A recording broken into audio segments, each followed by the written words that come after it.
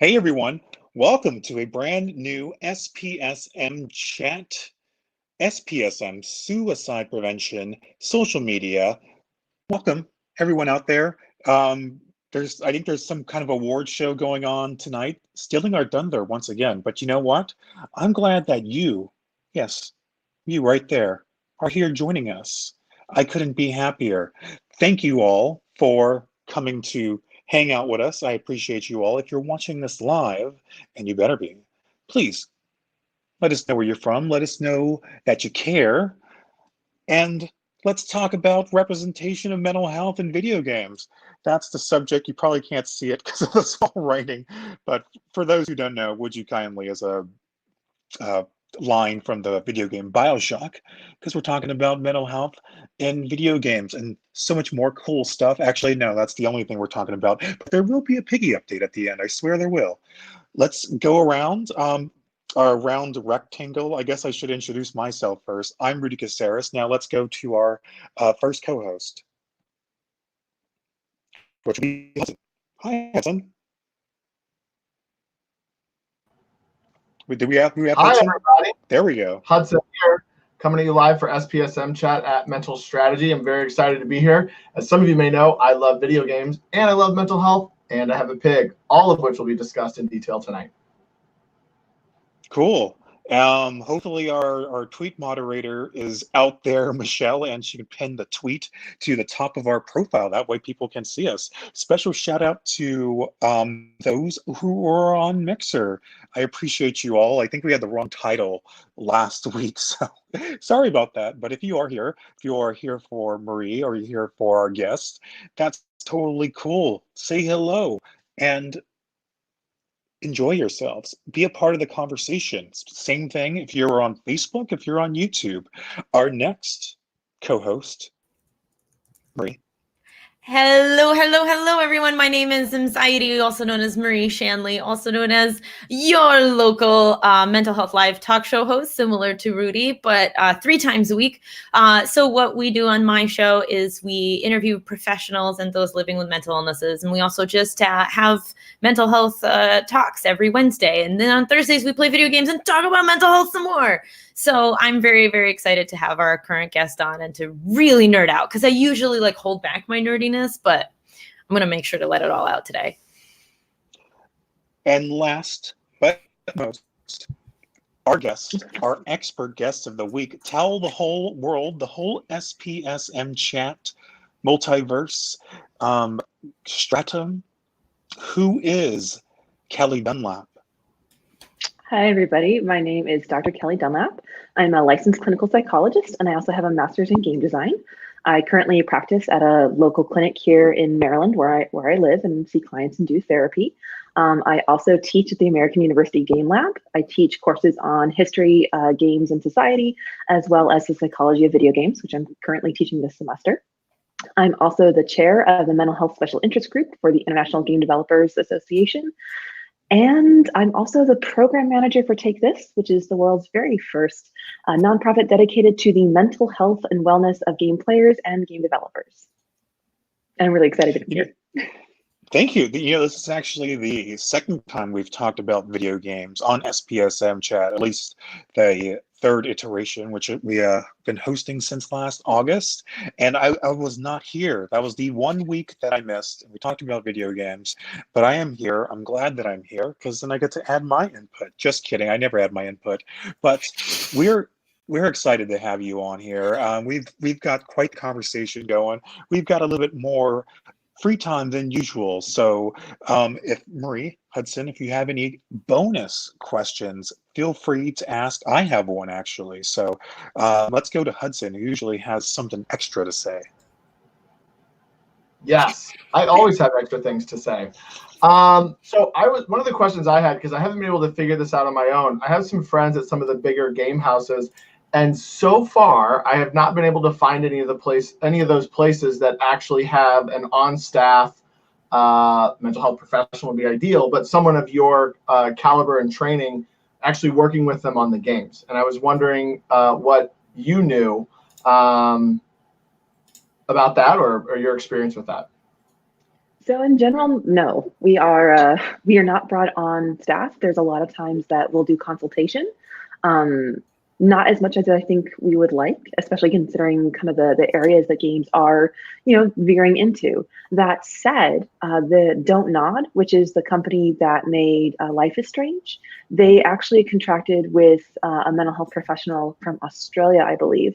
I don't think she was on staff, but she was a big part of making that game and pushing it forward and making sure that the representation they did in that game was like ethical and genuine and accurate. So it's becoming more of a thing, but in terms of like having somebody on staff, at least at this point in how we reimburse game devs, there's really not the bandwidth to bring on somebody like myself who has, let's be honest, a lot of student debt. And so we're expensive.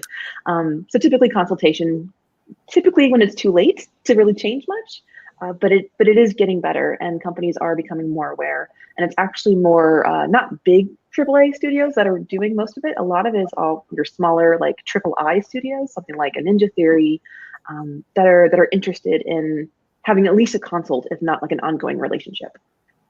Because can I put on my tinfoil hat really fast? You want to know why I think they don't? Sure. Pride boxes. Because if you bring someone on about mental health and they teach you about this game and this story and the impact and its representations, they're also going to be like, hey, these mechanics seem a lot like an addiction dopamine release issue. Maybe we shouldn't do that too. So there's a little tinfoil hat there for you. Well, I will say the entire thing about throwing out the dopamine shots is utter. Can I curse on here? Oh yeah, fuck yeah. Yes. It's utter bullshit. This idea that, you play a video game and all of a sudden your brain's flooded with dopamine. Like, okay, first of all, dopamine is a natural neurochemical in the brain. If you didn't have dopamine, you would probably have some kind of psychotic episode. Like, it's a very, very important natural chemical to the brain. When you do anything that releases any kind of pleasure, dopamine is released in your system. There's a really great article out there by, I think it was Shabilsky and Orban who did it. And the amount of dopamine that you get from playing a video game is kind of the same as when you eat a potato. So both pleasurable experiences. Did they detail the type of potato?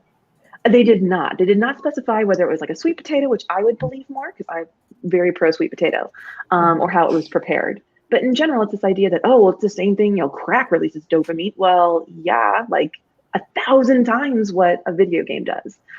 So also keeping in mind that these are endogenous elements of our brain. They're there. And when you eat, when you have sex, when you sleep, like when you see a cute puppy, like no one's complaining about, oh, look at all these puppies around throwing out dopamine shots. Like it's ridiculous. I protest every week with a sign about puppies and dopamine shots. It's a serious problem. Yeah, I mean, it's such a problem. We literally call it neurotrash. There's a term for it, is neurotrash. I think a lot of it, to maybe take off the tinfoil hat, is that psychology has a really long history of vilifying video games. Think back to Dungeons and Dragons. The satanic panic. Where they played video games and just killed each other everywhere. So I think you should take my history class. I'm kidding. No, I mean, video games don't cause violent outbursts. That's all. There also might be an article on Take This coming out about this thing. So I don't know if you're ready for spoilers, but definitely Dr. Dunlap's about to throw them down for sure. Spoiler alert. Yeah. Okay, so before we go down that rabbit hole, I want to make sure we give some shout outs. Questions. Mxiety hasn't even gone yet. No, we got to give our shout outs to our community because that's what we're already at our first question. So shout out to Amber Cannon. Shout out to Hudson Harris, who we were just talking about right now. Shout out to Krista Marie, who is our producer, making us all look good. She is a person behind the graphics. Here's some resources you can reach out to anyone who's experiencing distress. Hopefully not from our show, but I know talking about suicide can definitely trigger some. So we are the cause and solution to all of your problems. Hey, Michelle, how are you doing? Not really into playing video games nowadays. I was all about Super Mario Brothers back in the day, but I have an Oculus Quest for Skull. You kind of are into video games. Wow. Since getting it last semester. It's at 0 to 60. Yeah, if you're not into video games, you've got an Oculus Quest, then that must be torture to study. Okay, so let's get into, well, before we get into our first question, I want to make sure that we do give Marie a chance to ask any bonus questions that she may have. I'm gonna be honest. I made up most of the questions we're talking about today, so I'm good. I'm good. I'm just excited to talk about. Yes, and I appreciate Let's go. that. So Let's go. without further ado, question number 1, and that is, how does lack of representation, and I will have you know, the word representation is really hard to fit into that little banner graphic without It like looks good. splitting You it up. did good. You did good. How does lack of representation in video games affect mental health stigma? Let's go with, who are we going with? Let's go with our guest of the week, our expert guest. Oh, this is an interesting question, and I may ask for clarity. When we're talking about lack of representation, are we talking about lack of positive representation or lack of overall representation? You know, I'm glad you asked, because that ties into my bonus question that I had, because I know like mental health, suicide prevention is kind of our thing, but also because I know you talk about inclusivity and diversity as well in your writings, and mental health, suicide does not exist in a vacuum. So discrimination, lack of inclusivity, lack of diversity can play effect into these negative things. So what is the question again? How does How does lack of representation in video games contribute to mental health stigma? I don't even have to pop up. Yeah. So basically, let's do both. I guess that'll solve all our problems. So mental health is still something that's not talked a lot about in video games, but when it is, it can often be talked about in still very awful ways, and has been talked about in very awful ways. We'll definitely get to the positive ways soon, but for now, talk about how the bad ways have contributed to stigma. So the first thing I'll say is that actually mental illness in video games is not uncommon. It's actually very common. There was research done in 2016 by Shapiro and Rotter that found that 1 in 4 AAA titles, so not even small indie games, but AAA titles, portrayed a character who had a mental illness or was exhibiting symptoms of mental illness. And so that's 25%. That's huge, especially considering that the US population, the incidence of mental health at any given moment is 20%. So basically, mental illness is actually overrepresented in games than it is compared to the real world. And if you looked at something like television and film, television representation is 7% and film is less than 2%. So video games of all the medium are very much like out there in terms of portraying mental illness. The kind of hook to that, though, is that based on some research, up to 97% of the time, that portrayal is propagating harmful stereotypes and stigmas. And of those, 25% of characters that have a mental illness in a AAA title, 70% of them are portraying what we call the homicidal maniac trope. So the idea is that this person is excessively violent and they just want to murder everything and destroy the world. And the entire reason behind that is because they are crazy or insane or some kind of vague, weird, psycho-related thing that they never really get into, but it's the underlying momentum for everything that they do. And so that's bad. Propagating that stereotype is bad, because that is the number one stereotype that people hold about people with a mental illness, is that they are more likely to be dangerous, they're more likely to be violent, they're more likely to be unpredictable. And that's just a narrative that is pushed through all of our media, including news media. Over half the time when the news is talking about mental illness, half the time it's in regard to violence in some capacity.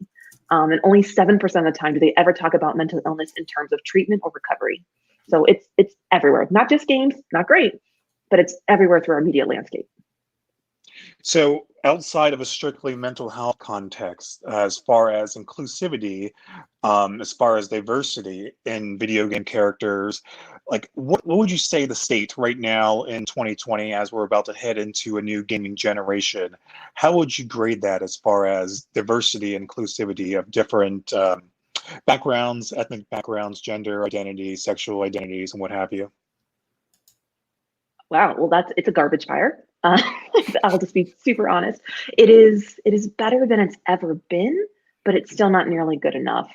So I don't typically study gender representation or other aspects of like racial diversity. Mostly like neurotypical diversity is where I study. But in general, the last time I looked, there's something like 7% of all video game characters are a person of color. And if you were to remove sports games from that mix, like Madden and NBA, it drops, I think, to less than 1%, maybe 2%. So in terms of representations of different ethnicities and races, very, very bad. And then when you look at women, there's still only about 20% of playable characters are female. And that's if it's more like 50-50 if you include games where you're allowed to choose your gender. But if you are looking at a game that has one protagonist and they are a set gender, you're only going to find a woman about 20% of the time. So if you're trying to find a woman of color, you pretty much have that one mobile version of Assassin's Creed and possibly Michonne. And that's like Mirror's Edge. Ooh, can't forget that one. But that's like it, which is really not okay. That's not representative of who we are as a country. That's not representative of who we are as a player base, which is really unfortunate because it traditionally still is the white 30-something dude with some scrabble and a traumatic backstory that we keep getting again and again. That said, the last 10 years have seen a huge shift in the kinds of portrayals that we're experiencing. Things like Night in the Woods and Hellblade. Of course, you can't talk about mental illness in video games without talking about Hellblade.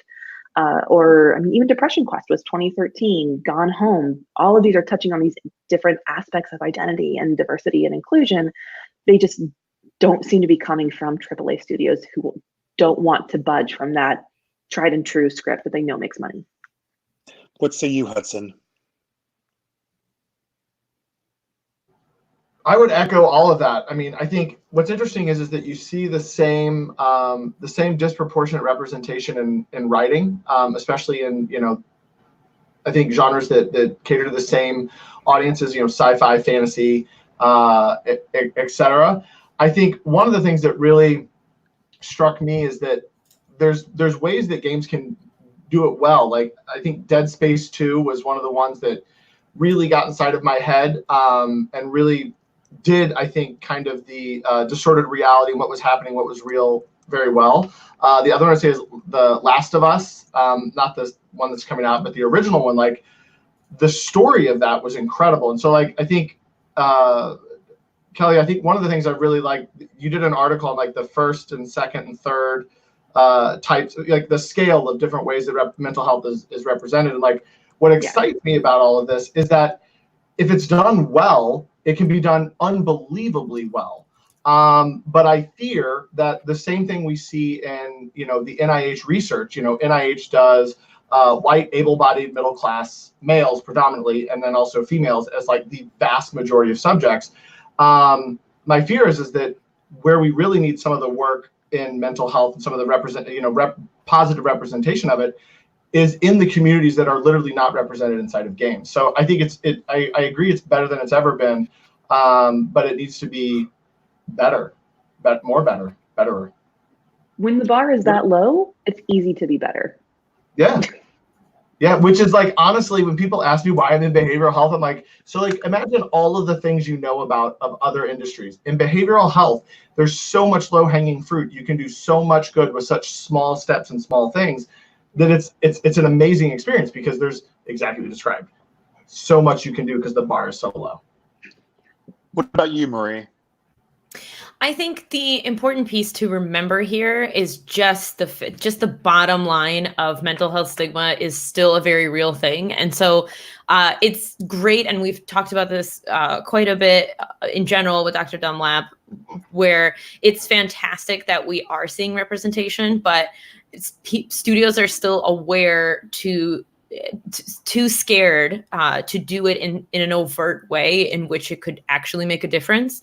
Whereas definitely, if you look at the gamer community, I don't have research to back this. I do have anecdotal evidence and the fact that I am a mental health focused streamer online. But if you look at the gaming community, you do have, just in my immediate circle, there's a lot of people who will talk about what their mental illnesses are like, and they will talk about the fact that they don't feel represented, and they'll cling on to the really positive representations for their dear life, right? Like, so the way you talk Kate off the ledge in Life is Strange, or again, Hellblade, like everybody talks about Hellblade when you talk about mental health representation, or Shane in Stardew Valley. So all of those representations matter so much because they are yes, they might still, if you don't care for mental health, you could still definitely play through Hellblade and be like, holy crap, that was an incredible experience.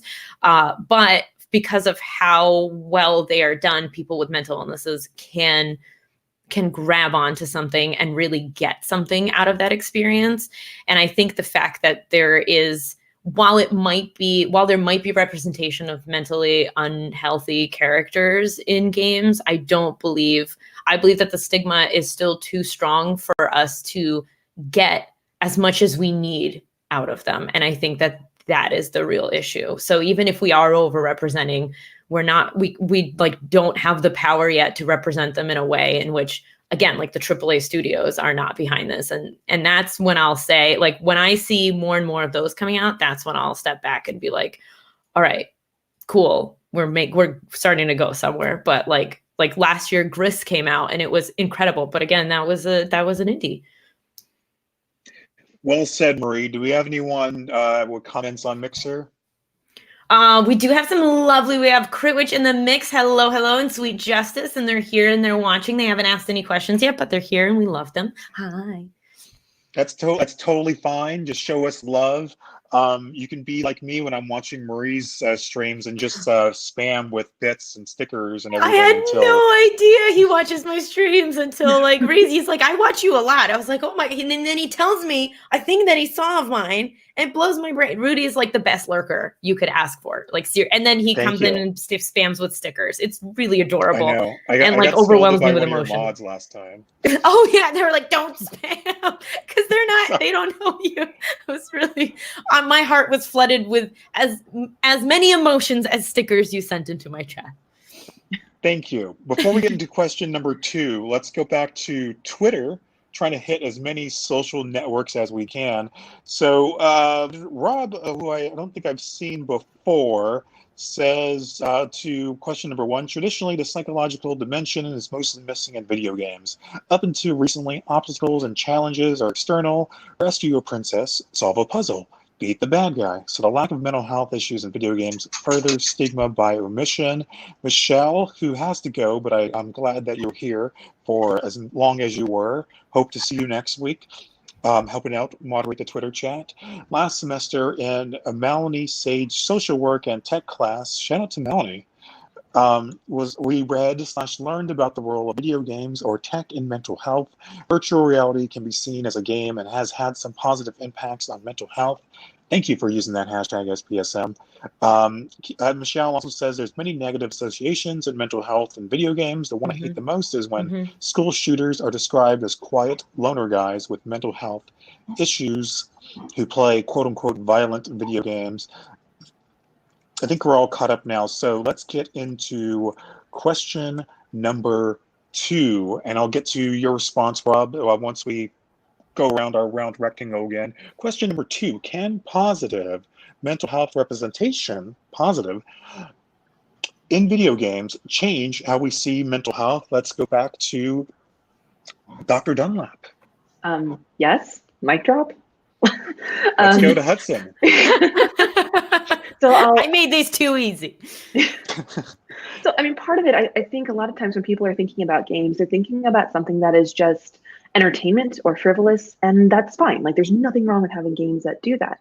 But games are also a cultural expression of where we are. Like, you would not have seen a game like Gris 10 years ago. Like, we just wouldn't have been able to talk about it in the way that we have. So that's encouraging. But it's also important to know that games shift culture. They reflect it and they shift it. I mean, think about Minecraft, for example. It's not a mental health example, but it has totally and radically changed an entire generation of kids in terms of what they expect from learning, in terms of teachers using project-based and game-based learning in their classrooms, in the way that their visual spatial rotation skills are going to be just mind-boggling as they get older because they've grown up on this kind of games. And so I think absolutely. And then there's also, not to fangirl over Hellblade, I can't help it. There's actually a video that they put out, that Ninja Theory put out, where it's screenshots taken by the community of the game. And there's actually quotes from people who had played it about how the game touched them and changed their life. Half of them are from people who are like, I feel so seen, I feel validated. Like, you've put An experience is something I could never put words to, which is, in itself amazing. I literally have goosebumps and I can't watch that movie without crying. But the other half are people who have loved ones who have experienced psychosis and talked about how the game helped them understand this thing that they couldn't understand before. And it developed empathy and strengthened connection between them and their loved ones. So absolutely having a representation out there that is genuine and authentic and doesn't try to sugarcoat, because it shouldn't all be like rainbows and unicorns, because that's not what mental illness is. But it can be true to somebody's experience. And I think that can be really powerful in terms of feeling seen, feeling heard, feeling like your story matters, that your experience is valid, and the ability for other people who care about you and you care about to share in that experience, even if it's just in like a small, small window. What say you, Hudson? Absolutely. Also, mic drop.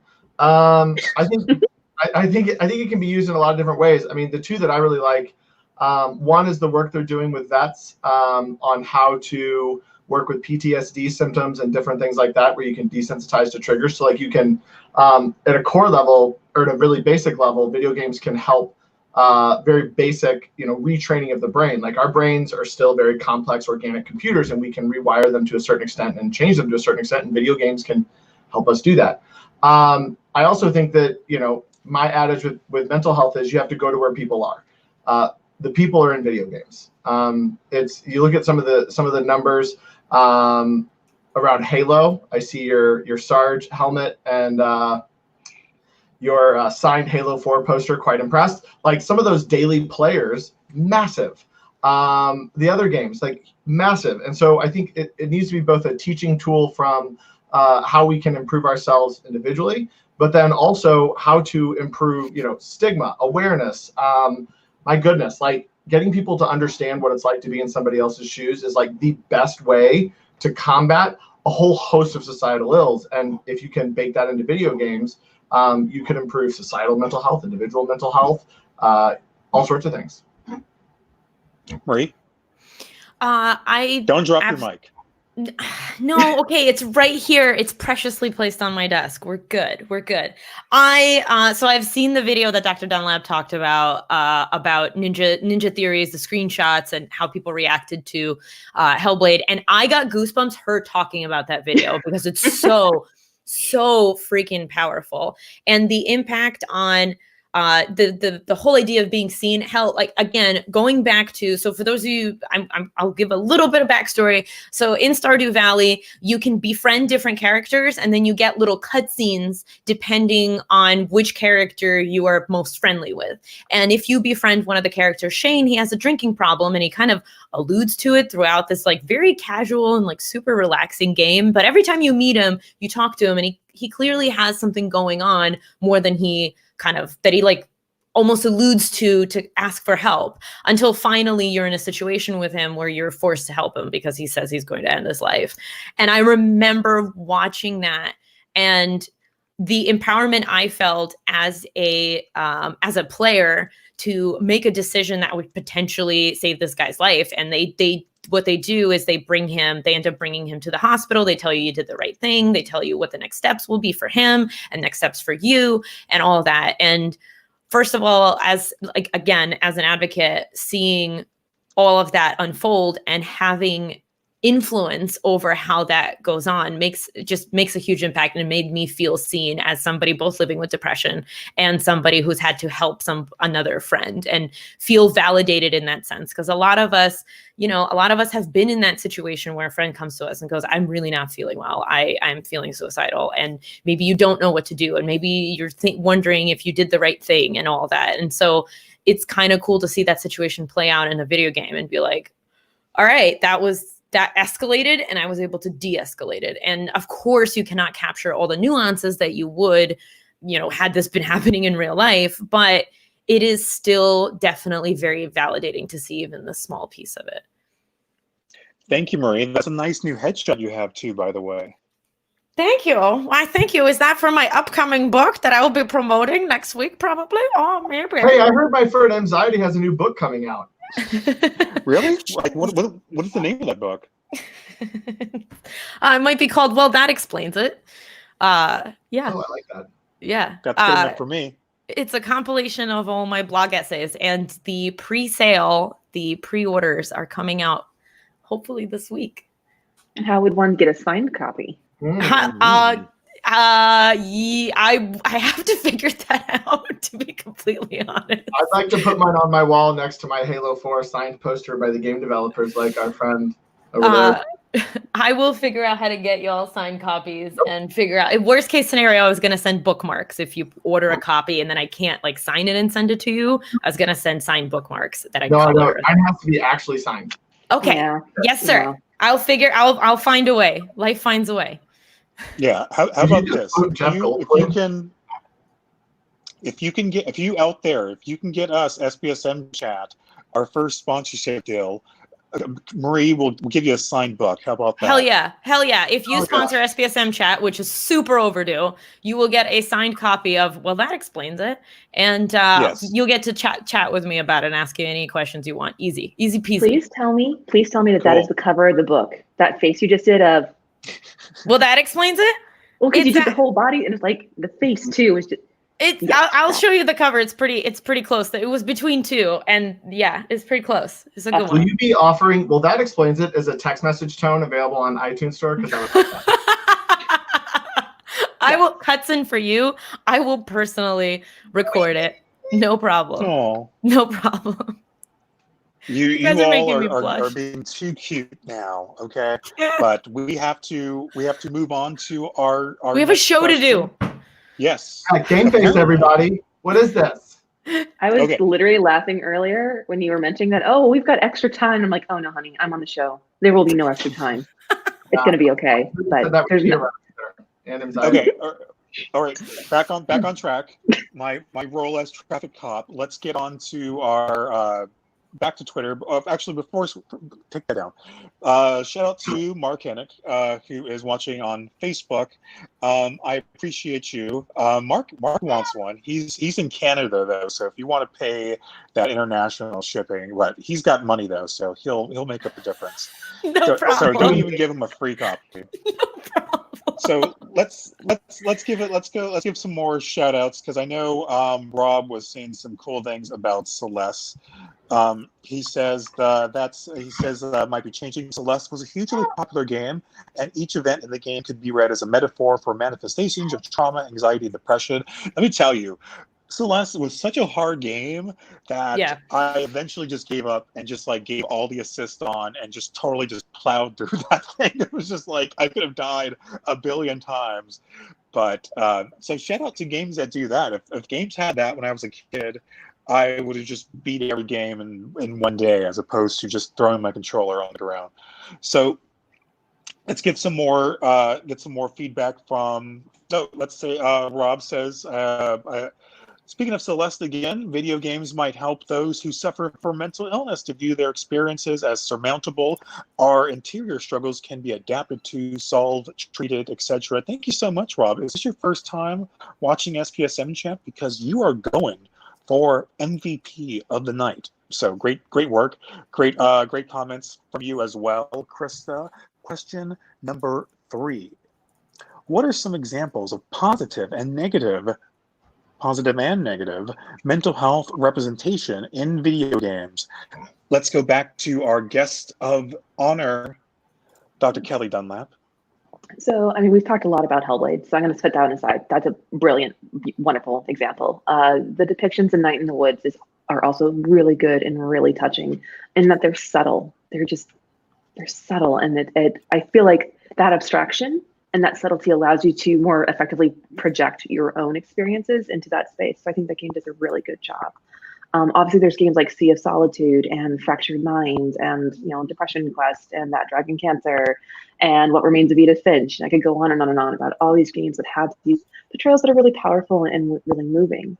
The things that interest me most when we're talking about representation are the representations we don't necessarily recognize. My favorite one for this soapbox that I'm about to get on, I'm a diehard Halo fan since the beginning. Thus, the Halo accoutrement around me, and this isn't even a fraction of it. There's a scene in the original Halo, so go back way, way, way back in the day, where the chief is running through this area trying to, before he meets the flood, right when he's up to meet the flood. And he comes into a room and there is a wounded soldier on the floor who's ranting and raving and actually begins to shoot at Chief, which is really bizarre because at any other point in that game, all the Marines are always helpful. And if you shoot a Marine, like you can shoot them point blank in the head, they go, ow, don't do that. And if you do it a second time, then they die. And then the other ones get mad at you and come after you. This Marine obviously doesn't do that. He's shooting at the chief. He can land damage, like he actually deals damage. And if you stand there, he can kill you. And if you shoot him, even in like a fraction of the pinky toe just once, he instantly dies. The other thing is he doesn't appear on your radar. Everything in Halo appears on your radar, but not this guy. And so what's fascinating to me is that that was a design decision for that Marine, is that you couldn't help him. You couldn't interact with him the way that you could with every other Marine in the Halo series. That one shot kills him, and it feels like a mercy. Like it's framed like a mercy killing, and that he's inherently violent. And here's this person who's gone through horrific trauma, seeing everybody he knows like murdered by these aliens.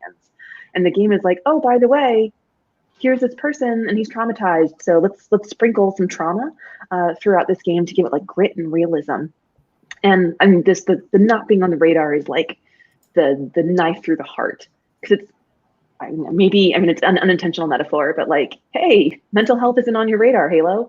And to me, those are the most interesting ones, because you can look at Batman Arkham Asylum, of course. Yes, the Joker is not a helpful or positive representation. But I don't think anybody would take it as such. I think it's those more subtle things that are kind of flying under the radar, and we're so normalized to them as a culture, such as, oh, someone who is mentally ill is more violent, or the reason every horror game uses an insane asylum as a setting. You know, no one really questions that because it's just part of our norms. Those are the negative portrayals that I like to shine light on and would like to like rid from the earth. I know we're kind of going out of order, but I just wanted to make sure I got this in. One game that I thought about this recently was Metal Gear Solid 4, Guns of the Patriots, and they never use the word PTSD, which is very common in video games, especially past 10 years ago. You don't use the word schizophrenia. You don't use the word even depression or anxiety, but it's obvious, especially from our 2020 hindsight, pun intended, that someone like Snake in these games and even other games, like he's definitely have seen some shit. He's got PTSD. He can easily be diagnosed. I just thought that was really, really interestingly handled. I don't think any game can ever be perfect, as well as any other media. Whether it be writing, whether it be books, whatever, movies, music. But I thought that was really, really well done as far as handling PTSD with the flashbacks and how he handles it, and then how the anxiety happens and how it affects his relationship and how he can trust, how he has violent outbursts, but also is not, I guess it's not inherently a violent person, which is weird. But in the game, you can totally just go by 99% of it without killing anyone. So I always thought that was really interesting, the Metal Gear Solid games. Because of course he'd have PTSD. Oh my God. Like, how many games have there been? Of course this guy. Like, he's seen some shit. Oh my God. Yeah. Like, his dad is his clone, is his brother, is his, like, just unraveling his family tree alone. There's enough to like traumatize you. All of us. Like, yeah. Sorry. Yeah. Well, let's just bleed into Hudson then. Okay. I'm going to go way back in time to what I think is one of the worst mental health representations I've seen. Does anybody remember Max Payne? Oh, yeah. The Yeah. original. Right. So, like, they had, like, the psychotic episodes where he'd disappear from reality and he'd be walking and then end up somewhere else and all this stuff would happen. Like, to me, that to me is, like, the opposite of the gold standard. Like, that's atrocious. Like it's an unbelievably bad representation of mental health as it is, but also not even really accurate in terms of what it's trying to do. Like, so that to me would be like the worst. And Hellblade, yes. I'm gonna go back with Last of Us. That was a story that resonated with me. Like the main characters, the interactions, like the fear, the abandonment, the loss, like when somebody, like I still remember, oh, the girl's name escaped me, like when the dude disappears, I still feel that clench in my chest when all the really bad guys and like are starting to get around her, and it was like you could feel that. I think that was a good representation of it. Yeah. Marie? I don't think I can say anything that we haven't said already. I mean, I mentioned the characters that were really a positive influence on me, and like made a huge difference. And everybody else, I think what's sadder is the fact that whenever otherwise I see a poorly portrayed character that's supposed to have a mental illness, or a character that is violent that we understand underlyingly has a mental illness, I just go, yep, that again. Like, there's no part in my brain anymore that registers it and goes, oh, that's not right. Like the same way I have seen, you know, violence against women in video games and been like, oh yeah, there goes the woman. She's about to be raped. Okay, this is Red Dead Redemption. Okay. Like there's no, it's terrible because my brain filter isn't even on anymore. I cannot be angry all the time as much as I need to be to like see all of that and consistently be like, that's messed up. Why do they do that? I can't believe they do that. Because I do look for it, but I feel like I tend to try to look for the positive ones and be like, look, everybody, look at this one. Don't look at Overwatch. Look at this one. Yeah. Wait, can I want to yes and what Mxiety just said. Has anybody here seen Westworld? Yeah. This is what happens when you let people go uncontrollably wild in a video game without any of the boundaries is the premise, and right. Look what they do.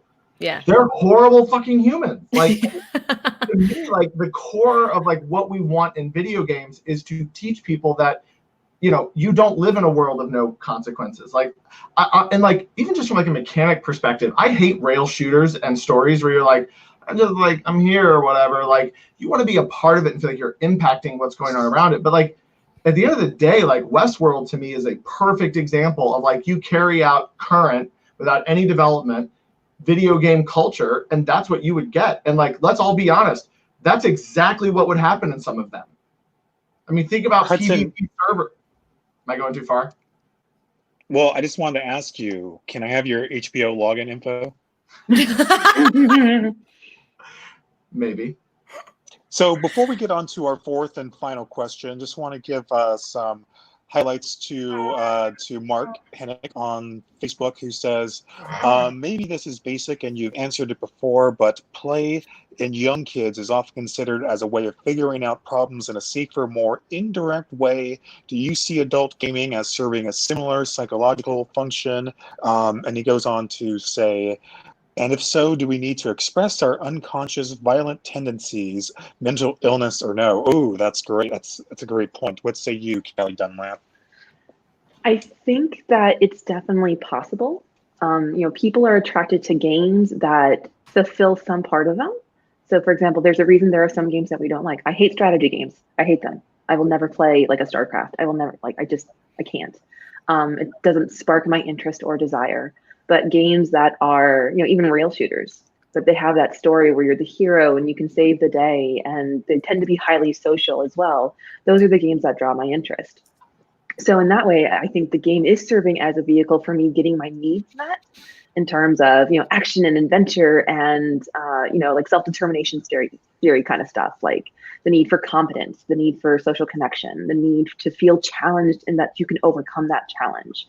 The other thing that I love about games is that they are this amazing playground where you can go and just try things.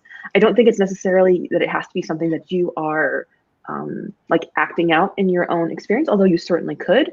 But I think about, you know, M mentioned Red Dead Redemption. And one of my favorite memories of gaming was I was riding through Red Dead Redemption on this horse that I had worked so hard. That's all I wanted in that game was that particular horse. I'd worked so hard to get her. And so I'm just riding across the range on this horse. And then there's this woman going, help me, help me, help me. I'm like, I am going to be a good cowboy. So I stopped and was like, how can I help you, man? And then she shoved me and took my horse. And so I literally ran her down across half the map. I remember that. That was terrible. Hog-tied her, threw her over the back of my horse, and was like, I wonder, rode across the map again, found a train track, sat there with her on the track and waited waited for that train to come. It took like 20 minutes, but it came.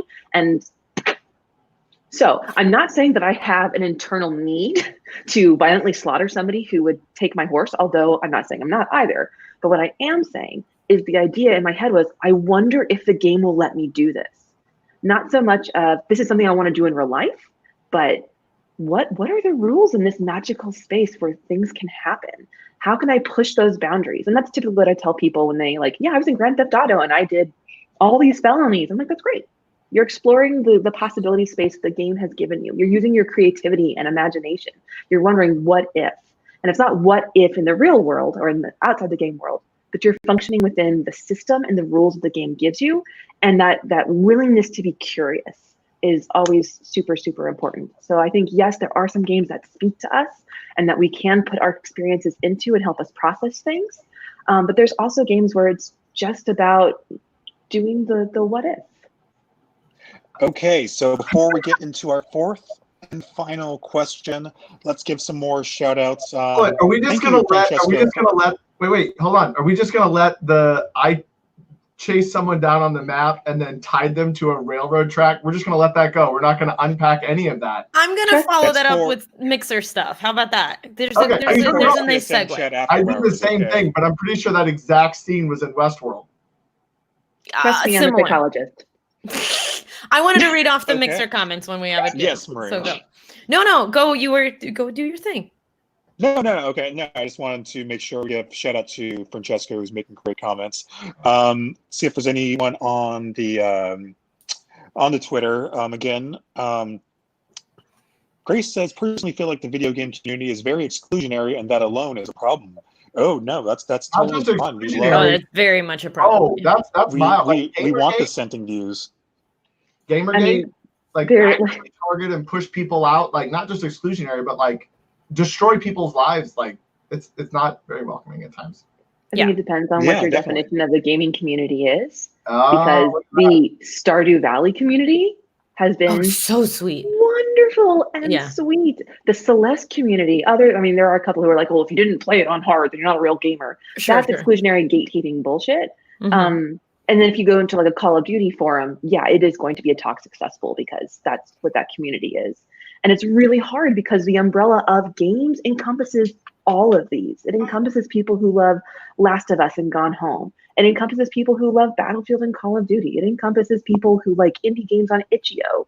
Like it's so hard to say games are this. But I do totally want to validate the experience of feeling excluded, because as a woman who likes first-person shooters, I can tell you it is not always sunshine and rainbows. It typically is not sunshine and rainbows. And it can feel exclusionary, absolutely. And it needs to be better, and it is a problem. But the thing that gives me hope is that it's not that games in the game community is inherently bad, it's that it's a reflection of our wider society. And as society changes, what we're going to demand from our games and our game community is going to change. And they can push back and forth with one another. So maybe we can make change in our wider world by changing our gaming communities and vice versa. So that to me is hopeful, because it's not games are evil and making people evil. It's that people are sometimes shit and they go into a game space where they propagate that shit and they have access to people they wouldn't normally have access to. And so it feels like this overwhelming problem. And it is a problem. Like super validating is definitely a problem. So Grace, if you want a good, positive gaming community, what you do is you go to mixer.com/Mxiety, and then Marie will take care of you for life. Speaking of Mixer, what comments do we got on Mixer going? So we have some beautiful comments. First, we have Winning Spy with a follow. Thanks so much for that support. Awesome. Then we have Sweet Justice talking about the fact that she could not watch Westworld for her life because it was so traumatizing from episode 1. But also she talks about the fact that in GTA 5, one of the characters can go and see a psychiatrist who talks down to them, eventually runs off to go on television if you don't shoot him first. And the therapy is expensive and does not work or help you. Well, that's true. I mean, not the not helping part, the expensive part. Yeah. I mean, I can't say that doesn't happen, but if we're talking about like terrible representation, like, yeah, that's it. That's a thing. Yeah. I've gone around punching NPCs in GTA 5 because they were so rude to my character, and you can't do that in real life. You got to be polite. So that goes, that complements what Kelli was saying, I think, very, very nicely. I actually did that this morning, so there you go. The stranger? Which Thank part? you, You thank punch you. people in your game, or you tied them to a railroad track, or like we're full spectrum here, no judgment. Personally, when So- I'm feeling angry, I like to punch some Heartless in the face. That's me. I Some don't hard go what? for the Heartless from Kingdom Hearts. Yeah. So let's move on to question number 4. We've got about 9 minutes left. We gotta. Question number 4, what can we do to start getting better representation of mental health in video games? Kelli? Well, I mean, I think one of the most fundamental things, it's also one of the most challenging things, is to change who's making games. There's a reason that AAA studios aren't doing this and indies are. Part of it is because of the safety and security of, if you're going to spend $1 billion on a game, you want to make sure it's going to sell. But also based on the Take This white paper that came out about the state of the gaming industry, the vast majority of game developers are men, white men. It's super white and it's super male. And that's why the stories we keep seeing that are, AAA are the same stories over and over again. Because in art, you tend to make what you know. And if you try something else, you're probably not going to do it super great because that's not your experience. You don't have a wealth of information to draw from. So I think one huge thing would be having either new studios or existing studios like not being cesspools. I'm looking at you, Riot, right now. It's not about, we just need more women. We just need more people of color. No, the studio system fundamentally has to change because it's a toxic environment right now for the most part. And so I think that's going to you can't really understate how important that is to making more games. The other thing I think we could do, it might be easier, is to be able to find a way to support the smaller developers, the single I, double I, and triple I studios that are doing this innovative stuff that's really cool, really mindful and thoughtful. And how can we support them in a way so that you can make a Hellblade, you can make a Night in the Woods, you can make a Celeste, and have that be a viable business model as opposed to just some one-off indie project that's someone's passion. We got to pay game developers, I guess is what I'm saying. We got to pay them. Can I chime in on that? I want to yes and that because I think that what everybody thought was like, if you go back to like the 90s and like Doom, Wolfenstein, some of those original games, I remember back in that time where like people were like, well, once more people of, and then insert whatever demographic you're looking for, join the gaming community, then the games will become more representative of that, which for a lot of things in life, that works. And then that didn't work. And then they're like, okay, well, but at conferences and at cons, once people show up that are of the, of insert demographic here, they'll get more representative. It hasn't happened. It hasn't happened at all. And like what you identified of like, it all comes down to the dollar is accurate. And I think that like, if you look at the stories, very broad brushstrokes here, but did anybody see the Saturday Night Live White Male Rage with Colin Yost? Mm-mm. Okay, well, I'll tweet it out. But like he talks about how all these movies are very similar in themes. The same thing happens in the gaming community.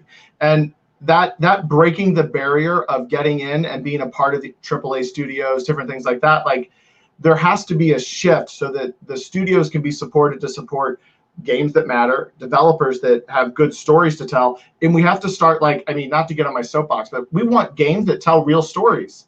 Like, I am so tired of like these games where it's like, well, the single player is 3 hours long, but this multiplayer is so good. Yeah, I just, no. Like, if the story's not there, if I don't like feel it, it's not going to happen. So that's all. And just to let's like amplify just one more time, like it's not that about like, we just need to get more people in. It's that the systems themselves have to change because otherwise you're putting vulnerable people like women, people of color, neurodivergent, like you're putting them in danger, and like you're endangering their mental health by putting them in a system that actively does not want them. So we need both. So yes and everywhere. All right, so we're good to go to Marie now, right? I'll share. Let's go to Marie. We can put up I can do this again. quickly without being muted. That's what I can do. Okay. So I'm going to actually tap into what somebody's commenting on Mixer to tap into my answer. BioWare started including more diverse characters, including a trans character, and a lot of gamers complained about it. So it's not really surprising that big studios don't want to address mental health. So I think that it's one of those, I completely agree with that, is that we need a huge cultural shift that is going to take a while. We have, and it's kind of tying into what Grace talked about, we have an immense amount of gatekeeping. And I mean, it's not very different from movies. You know, like a movie like Birds of Prey, which just came out and isn't doing that well in the box office, like would not have existed 3 years ago when we had asked for a Black Widow movie and the studios literally told us they didn't think it would sell, so they can't make it. When like Black Widow is one of the top Marvel characters like of all time. And so the same thing I believe is happening in the gaming industry. That shift is occurring where there are people saying, no, I will pay for this. And we're seeing, because we're seeing all these indie titles crop up and we're seeing them like Celeste, as far as I know, Celeste has been a huge hit. Gris was a huge hit, like staggering. And so having these things gain traction is what is going to force the bigger companies to go, oh, okay. Oh, you want to pay for that? Oh, okay. Yeah, you can. Okay, I'll put some out. So yeah, otherwise they're kind of up against the rowdy, few loud people that like shouldn't be talking. When is the Mxiety? When is the Mxiety iPhone game coming out? The with the microtransactions and loot boxes.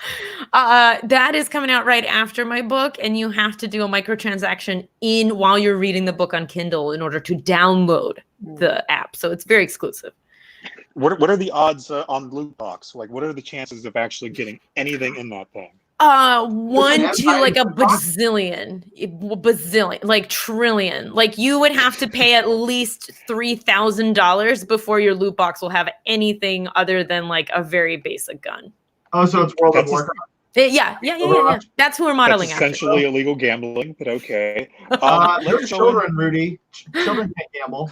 Can we hear about the pig? I'm ready to talk about it. Wait. I have one thing I want to add in. Rudy, I'm just going to push all of your buttons and go overtime tonight. I'm going to do it. You're going to let me. Look at Rudy's face. I'm going to yes and Mxiety here because I want to add one other piece. Yes, Joelle. Yes. Sorry. To this. And this goes out to my Joelle out there. Because if you look at what the gatekeeping is in the gaming industry, also look at what the gatekeeping is not only on that side, but also on the other side. Wealth, accessibility, status, all of those things keep people out of either being in games, playing games, or developing games. Like $1,000 for the new Xbox, you know, couple $1,000 for a gaming rig. And then what if you have any type of disability, your ability to map buttons, like, so just add that in is like, that's another issue of why some of those stories and things probably aren't as popular, is that they're literally not built for it. All right, I'll stop, Rudy. When I was a kid, I only had Gamecast. When I was a kid, I had zero cast. I had nothing. We had well, that's not true. We had an NES that did not really work. And it was bought in 1993 and the NES came out in 89. So that's an idea. I got my first system in 2014 when my husband and I bought the Wii U. So are we outpouring each other? Is that what we're doing? I'm sorry. I got a Gateway 2000 in 1996 if we're doing this. I just saw a little mini Hudson. There's a little mini Hudson. Anders, come here. Come say hi. Can we get a piggy update? Okay. Oh, you had Pong? No, oh, yeah. But first, let's get into the final thoughts before we completely devolve. So, final thoughts, Kelli. About I have a lot of thoughts. I don't think any of them are final. What am I final thoughting on? Just hopefully in general on representation of mental health in video games, and if there's anything you want to promote, how people can connect with you as well, go for it. Okay, well, I would say that I am hopeful about the representation of mental health in games, largely because it can't really get much worse than where we are now. So, you know, reframing positive outlook on things. And there are a lot of amazing developers doing some really creative things. And this next wave of developers that are coming up, again, have grown up on Minecraft. They've grown up on creativity and story, and they want more from their games than what I think is currently on the shelves. So I'm optimistic about that. I'm also optimistic that maybe we can get some research on this I literally gave a webinar yesterday to a bunch of clinicians about mental health representation in games and why clinicians should know about it. And there are 4 whole papers that I get to cite. One of them is mine, which felt really weird, but like there needs to be more research. There's 30, 40 years of television and film research on mental illness in those mediums and the impact it has, but there's like 0 for games. And I think that needs to change as well. So I'm hopeful that the different professionals who need to make this happen, the game designers, the psychologists, the mental health providers, parents, like people who need to know what's going on, that maybe they can get over this idea that games are evil, horrible things that are stealing their children and turning them into satanic cults, like they thought back in the 80s. Maybe at some point we can move past that and we can actually address issues that are important to us and see games as a valid medium for expressing those different experiences and stories. Aww. How can we connect with you online? And do you have any other projects coming up? So you can, hi kiddo. Online, I live on Twitter, so that's probably the best place to get me. It's at Kelli N Dunlap, Kelli, the letter N, and my last name Dunlap. I love Twitter. I'm also on Mixer. I don't nearly as much as M. That's under Hey Dr. K, which is kind of jazzy. And in terms of projects, I am working on a game that I have made like from the ground up.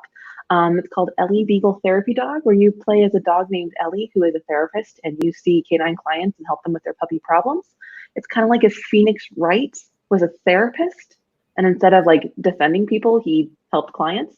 So I've been working on that for a long time, and I'm hoping that to have some time to put into it and put that forward, because it's really cool, and I would love for a game like that. That's a game that I would want to exist in the world, and apparently no one else is going to make it. So rip me and my pastime. Because game dev. Well, thank you so much, and I can't wait to see Marie playing it on Mixer. Finally, we get to go to Marie for final thoughts. We'll get to you, Hudson, don't worry. Oh, and there's a dog now. It's a regular farm over there. Dog. Welcome to my life. Okay. My final thoughts are, I've said them all. My final thoughts, if you want to see my final thoughts, come and check me out on Mixer. We're interviewing some pretty cool people this week, and that's as much self-promotion as I'm going to do. But my final thoughts, we need more representation, but we need to prove to the studios that we're into that. So if you see a good game representing good stuff, promote the crap out of it, whether you're a streamer or not a streamer, you have any type of social media, you have your money. How many times have you bought Skyrim at this point on how many consoles? Like maybe do the same thing with Gris if you can afford it, like support the things that you want to see. Okay, the moment everyone has been waiting for. It is time for Piggy Update. It's the Piggy Update. So Sir Hamlet this week discovered that he knows how to chew gum. He opened a thing of gum, ate 7 or 8 pieces, and then proceeded to chew it for 20 minutes. Pigs, fun fact, are the only... You want some gum? There's only 1 of 2 animals that can chew gum without swallowing it, interestingly enough. So if you want to watch the video, it's on Instagram at Sir Hamlet Pig, and he's just chewing gum. Are humans the other animal, or is there another animal? The other animal is Maddie, and she is my brown dog. She's 13 years old. All right, Hamlet. Okay. You've got a talented house there. Yeah, and this pig. Maddie and Hamlet get along a little bit. Hamlet wants nothing more in this world than to just cuddle with Maddie, and Maddie wants nothing more than for the pig to never touch her or sniffle her ever again. So they're working it out. Okay, Team there we Maddie. go. Hashtag Team Maddie Maddie. and Hamlet. In case you're wondering, Kelly, Hudson's pig Hamlet has grown up alongside us since episode 1. So on our first episode, just a little tiny thing. So each time Hudson is on, we get the Piggy Update because he's growing up before our very eyes and getting cuter and cuter. I was very confused because the pig on the waiting screen was pink. Yeah. Don't bring that as a sore subject. Do not bring that. Do you need some kind of graphics work? Because I'm happy to like. She can't. Wait, can you? If you can, we could love a black pig so it matches. It looks like it's just 2 frames that are alternating. Yes, it's very, very sophisticated. Okay, I mean, so Like I said, Okay, so let me end this. Let me end this. We can all geek out on each other on I'm never getting on invited the back. After Dark stream. Okay, so thank you everyone You're for invited back watching. all the Thank time. you. Thank you, Mark Hennick on Facebook. Thank you, Joelle, for your comments. Thank you, Mike Crum. Thank you, Francesco. Thank you, Samde from Thailand. Thank you to everyone. Thank you, Rob, social worker on Twitter. Thank you, Grace. Thank you, Michelle. Thank you, Krista, as always, for running our live stream and for also having the time to participate in the Twitter chat. Thank you, Amber Cannon, as well. Hope you get a Twitter jail soon. Okay, so that's going to do it for this week. Next Sunday, our guest and topic is, I don't know. We don't have one yet, so stay tuned. That's really existential. Yes. So follow us if you aren't already. If you're not, like, I don't know how you're even watching this, but at SPSM Chat on Twitter. We're also at facebook.com/SPSM Chat, youtube.com/SPSM Chat. We also embed that on our blog, spsmchat.com, and of course, mixer.com/SPSM Chat. Thank you so much. Thank you, Dr. Kelli Dunlap. I appreciate you so much. Thank you for coming into the Lion's Den and dealing with all of our bullshit. Oh, I enjoy Hopefully it. As you this is can not tell, the I last love time. Thank you. Thank you. And thank you to all you out there. And remember, hold your piggies close.